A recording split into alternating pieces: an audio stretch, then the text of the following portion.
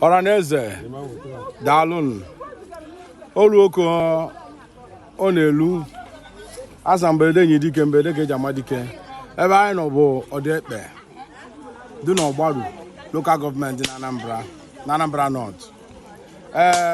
Ebe anyị nọkwa n'ife a bụ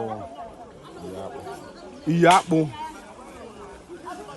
and nne anya ị ga-afụ ma ndị nne anyị ma ndị nna anyị ma ndị ụmụnne anyị ma ndị ebele nwa ma ndị okenye ha nọ n'ime mmiri edego na-eme ọdịnala ife a na-eme ife a na-akụ azụ and every year ka eji akụ azụ a and nne anya ị ga-afụ ebele nwa na bọket obu na azụ bụ n'ime ya.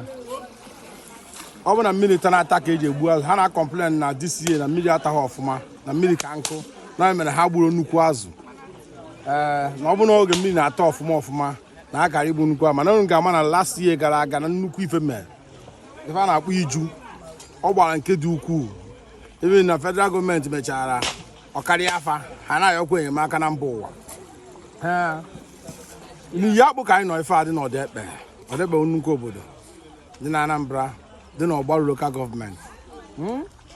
Ụlọ ya but it's nothing. It's nothing. But it's something. Daalụ.